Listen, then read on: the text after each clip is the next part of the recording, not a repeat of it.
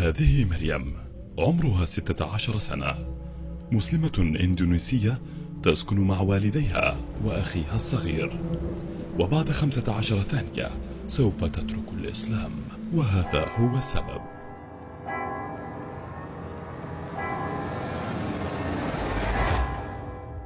إندونيسيا أكبر بلد مسلم في العالم بأكثر من 200 مليون مسلم، ولكن هذا يتغير. يترك مليوني شخص كل عام الإسلام ليعتنقوا المسيحية. تشير الإحصائيات من مؤسسة الأزمات الدولية لعام 2012 إلى أنه إن استمرت المسيحية بالنمو بمعدلها الحالي لن تكون إندونيسيا ذات أغلبية مسلمة بحلول عام 2035. هذا وضع مثير للقلق، وضع يدفع المرء إلى التفكير: لما يحصل هذا؟ لما لا يشعر الناس بالرضا مع الإسلام؟ لما هم مستعدون للتخلي عن الله؟ هناك أشخاص في إندونيسيا لديهم سبل محدودة جدا للوصول إلى المعرفة الإسلامية، حيث تكون صلاة الجمعة هي طريقهم الوحيد للتعرف على الإسلام، والتي في عديد من الأحيان لا يفهمون أو يشعرون بأنها تلامس قضاياهم. تستغل البعثات التبشيرية المسيحية في شتى أنحاء إندونيسيا هذا الوضع لنشر أيديولوجيتهم. يديرون محطات تلفزيونية تعالج المشكلات الاجتماعية، ويديرون خطوطا هاتفية للمساعدة للرد على النقاط التي تثير قلق الشباب. يقومون باحتفالياتهم الدينية يوم الجمعة بدلا من الأحد. يتلون كتابهم مثل ما يتلى القرآن. يستخدمون مصطلحات إسلامية في لغتهم مثل الصلاة والإيمان وحتى لفظ الجلالة الله. مريم ليست سعيدة في المنزل. يتجادل والديها كثيرا، يجعلها ذلك تشعر بالاختناق، الكآبة. تقوم بمشاهدة التلفاز، وتساعدها مشاركة مشكلاتها مع خطوط المساعدة الهاتفية على الابتعاد عن مشكلاتها، وتعطيها شعورا بالسلام. يقوم أصدقاؤها بشكل متكرر بدعوتها لحفلات موسيقية تنظمها الكنيسة المحلية. تعتبرهم الآن عائلتها الجديدة التي تمنحها الشعور بالمحبة والدعم. مريم على وشك ترك الإسلام.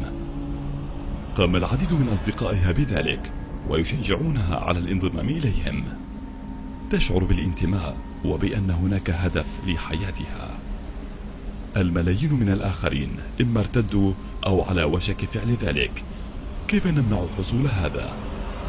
مريم ليست شخص فقط، مريم رمز لجيل كامل من الإندونيسيين اليوم. علينا أن ننقذ مريم. علينا أن نبدأ من القاعدة الأساسية. المشكلة هي قلة المعرفة الإسلامية التي تؤدي إلى إيمان ضعيف. نريد أن نبدأ أول محطة إسلامية في هذه البلد، التي ستقوم بنشر رسالة الإسلام بطريقة يستطيع الشباب اليوم أن يفهموها وأن يكونوا راغبين بفهمها. نريد بدء خط هاتفي للمساعدة الاجتماعية للانخراط مع الشعب الإندونيسي في قضاياه الدينية والاجتماعية. نريد أن نعظ قليلا ونستمع أكثر. نريد أن نسمع أصوات الشباب الذين يواجهون عددا من التحديات الاجتماعية للحياة العصرية، ونرد بطريقة مناسبة. نقر أنه ليس لدينا اليوم نفس الميزانية التي لديهم، لكن بمساعدتكم نستطيع على الأقل أن نخطو الخطوة الأولى. حتى نستطيع إحداث تغيير علينا أن نجمع مليوني دولار، وهذه هي الطريقة التي ننوي جمع الأموال من خلالها. لا يعرف العديد من المسلمين عن هذه الأوضاع في إندونيسيا. حان الوقت لإخبارهم بذلك.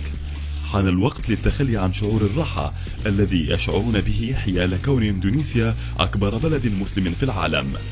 ففي كل يوم يمر تقترب أكثر من فقدان هذا اللقب. علينا أن ننشر خبر حملة أنقذوا مريم في كل أنحاء العالم من خلال استخدام شبكات التواصل الاجتماعي ونقل الأخبار شفويا. القيام بما يتطلب الأمر مهما كان، طباعة اللافتات وتنظيم فعاليات وأخبار الجميع. انشر هذا الفيديو عبر الفيسبوك وتويتر ويوتيوب وأي موقع آخر تستخدمه للتواصل الاجتماعي. اكتب عنه في مدونتك وانشر تغريدات واطلب من أصدقائك فعل نفس الشيء. كلما ازداد عدد الأشخاص الذين يعرفون هذه الحملة، كلما ازدادت سهولة تحقيق الهدف.